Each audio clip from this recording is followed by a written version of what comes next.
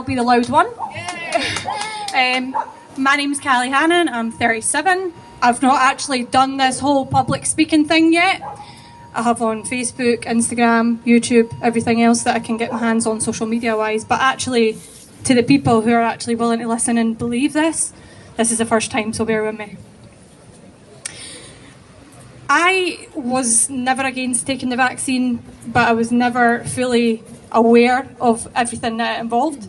I actually took mine because my kids' holiday had been cancelled that many times that I felt like I was over a barrel, that they were finally going to get to go to Disneyland, and I felt responsible to be able to get them there. I have 2 young kids. My first vaccine, I didn't have any issues with. The second one, I had Moderna, by the way, just in case anybody wonders, and it was September 2021. The night I got home from having that vaccine, I physically remember being in my bed, and I was only what I could describe now as seizuring in my bed. My daughter, who was 11 at the time, came through and was like, Mum, what do I do? Do I call somebody? Do I phone an ambulance? And I actually said to her, no, it's fine. I'm sure this is normal. We know that's not normal, right? I was like, I'm sure this will pass. I'm sure it'll be all right. I was sweating, I was convulsing, and I just thought, please let me sleep this over and I'll wake up and I'll feel better tomorrow. When I woke up the following day, what I felt like was that my body was failing me. My joints started to fail me. From that September moment, I consistently went to my GP, who thought that I was possibly suffering with something like autoimmune arthritis, that kind of thing. I'm not quite sure how you suddenly just wake up with having arthritis, but that's what they kind of believed what was going on. I had investigation after investigation. I saw physiotherapists who referred me to rheumatology, and it was a long wait. My symptoms did persist and continue.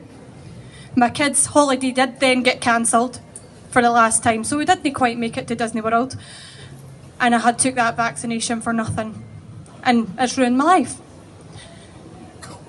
Fast forward to March, I was pushing myself on the daily to keep my fitness levels up as best as I could, because prior to this I was probably the fittest and healthiest I've ever been in my whole life. To let you understand, I used to be almost 20 stone before. I went through a process of losing weight and I lost nearly 9 stone. And I was at the peak of my health and fitness. So you can imagine going from that to sprinting up Arthur's Seat. If anybody's from Edinburgh, they'll know exactly what I'm talking about one day, to being in a wheelchair the next. So I'll fast forward to that point. It was March 27th, 2021. No, this year, sorry, 2022. No, we're in 2023 now, see? That's how bad my memory is. 2022, and I was sprinting up my second hill of the week. It was basically Arthur's Seat on Monday and Blackford Hill on Tuesday. My sister was with me, and actually when I woke up that morning, I felt like my face was a little bit droopy on the left-hand side, and I laughed about it. I did actually laugh about it because I kind of thought, I look a wee bit like Quasimodo, but it's fine, I'm sure makeup can fix that. So we made our way up the hill, and when I got to the top, things got progressively worse. Now, looking back, it was probably quite a scary situation, but I'm quite a humorous person, so I did again laugh, and I said to my sister, imagine if I was having a stroke, we'd maybe need to get a helicopter down off of here. And at that point, it became a bit more of a reality.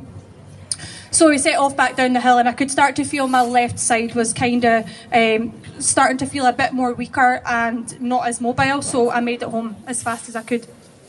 I phoned NHS 24 because I was a wee bit worried as to what was going on, and I wanted a bit of advice. They called my GP for me, and my GP then contacted me and basically directed me straight over to accident and emergency. Thankfully, I was taken straight away, right through to the sort of combined assessment bit, and they ran some tests. By this point, my face was significantly droopy on the left-hand side. I could feel spasming in my face. I could feel the vibrations going through the left-hand side of my body. These are all symptoms and experiences that I had never ever had before. I had never felt anything like this whatsoever, so it was completely abnormal to me, and I had no idea what was going on. At one point, I actually thought, am I imagining this? They got me up on my feet to move me back through, and my whole body just fell away from me. I hit the ground harder than a ton of bricks, and to be honest with you, I was terrified. I was absolutely terrified. But again, I was still sitting there thinking, I don't know what's going on with this. I don't know what's happening. Am I having a stroke? To be quite honest with you, I was admitted, actually it was a bit of a carry-on. I wasn't admitted straight away. I was taken round to what you would call like a sort of waiting bay where you wait to be then seen by a doctor, like a neurologist or rheumatologist or stroke specialist, etc. But the first neurologist that came to visit me told me that I'd just had a severe headache and that it would pass and that I was fine to go home. I couldn't walk, I couldn't barely talk, I couldn't eat, I couldn't be in the light.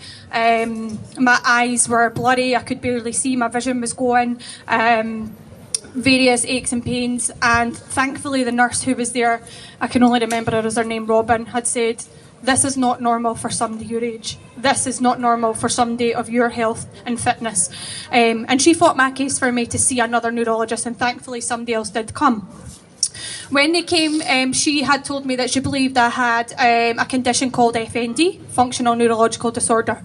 Now at the time I accepted that because I felt like, all right, we've got a bit of an answer here, maybe we can get some kind of treatment plan in place and I'll be better tomorrow and I'll go home. Unfortunately for me that didn't happen. I was admitted into neurology and I spent around 4 weeks as an inpatient there. Various medications, various physiotherapy sessions daily, and they were still continuing down that path. At that point, I had also experienced, like I had said before, issues with my joints and stuff, and that was very much still in my mind, and how all of these symptoms were coming together, I couldn't quite add it up, and I wasn't happy just to accept that diagnosis. I had also had experienced severe issues menstrual-wise, which I had never experienced before. Now I know there's quite a lot of people who have read up on that, and there will be millions more to come out on that in the future. I think our future, mostly females and young adults, will experience issues moving forward in that front, and I'll leave it at that. So they did take me over to gynecology for a scan, where they had said that I had had various cysts on my ovaries and things like that. Now I have a toddler son, so he's not very old, and I had not, I'd had given birth a couple of years beforehand and not had any issues menstrual wise, so this was all kind of new for me. And alarm bells kind of started to ring that how could I possibly have all of these issues, joint issues, menstrual issues, functional issues, stuff to do with cognitive and brain issues, but this is all just kind of normal for somebody just to experience that. I kind of felt a bit lost because I felt at the time there was something more. To let you understand, there is various family members of mine who are well and truly clued up on all this information, and they had kept saying to me, no, I think it's more than this. I think this is a vaccine. I think there's a problem further than what they're telling you, and that it could possibly be vaccine injury. I didn't want to believe it. I didn't think anybody does.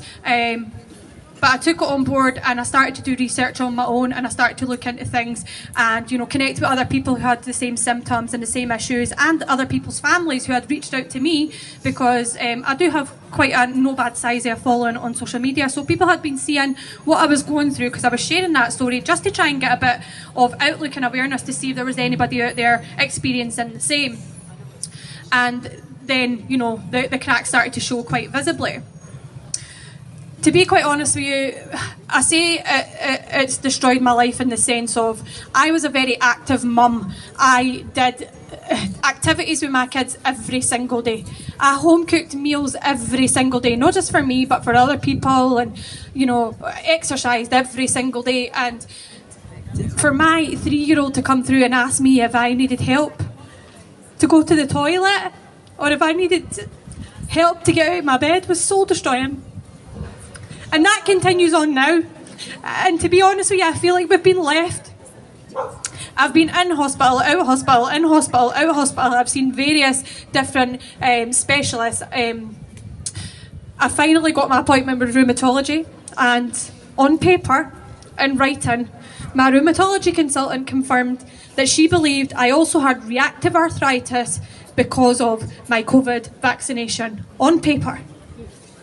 So all the people out there who want to go and say, how do you know it's this? How do you know it's that? How can you prove this? This is all in your head. I have it on paper. It doesn't even matter if you have it on paper. You know your body and you know what is going on. So if you have that fear and that belief that things are happening in your life and your body and things are different, then fight it. Because without the help and support of all these people, and you guys, I wouldn't be here to tell that tale. And what I mean by that is I am a very, very strong person mentally, but I can categorically tell you, on my last admission in hospital, I had reached the peak of what I could cope with mentally. They say you push yourself through for your children, and believe me, my children are my world. I lost my parents in an accident together at a very young age. So for my children, I had to be there every single waking minute. But I did reach a point where I thought I couldn't go on.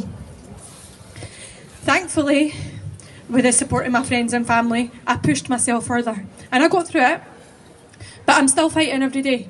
People might see you on social media and they might go, oh, she looks actually all right. She's got a smile today. Or, I seen her with her friends out for a cup of tea. Or, I made it along to somebody's birthday for a meal or whatever. But that doesn't take away from the difficult days that you experience every day. Like Ruth said earlier, being out like this for a day can have you bedridden for a month. Just a couple of weeks back, I finally made it to my son's nursery. And I'll let you understand, my son's school is from here to the inside door of the city chambers. And that was a task to build up to that. The lack of support and the lack of rehabilitation that we are experiencing is unbelievable. I have thankfully been getting weekly physiotherapy, but it's not enough. Because they have you under this umbrella term of functional neurological disorder. It's just a label. It's a label for lazy neurologists that cannot be bothered to admit what's going on and cannot be bothered to find the issues and treat you correctly. They don't want to waste money on us. They don't want to spend money on us because they want to keep us silent. We're not going to continue to be silent anymore. I'm not going to continue to be silent. If they didn't want to help us, that's fine, but we're here and we're going to keep sharing this and raising awareness and putting our voice out there, because if I can help just one other person come out and say that this is what they're experiencing and be there to support them, then my job's done.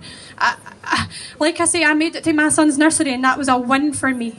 But when I came out of that nursery, the wind blew me off my feet, I hit the ground, I had a seizure, and my now 4-year-old son was running around the playground saying, somebody help my mummy, she's turning into a zombie, I don't know what to do. Now for young children to experience that, it's just unbelievable. I could go on and on forever. My 11-year-old daughter is currently the kid who helps prepare dinners, helps you put washings in, helps hang washings out. That's not the life I want for my children. It's certainly not the life that I planned on giving them, and it's not the life I want for me.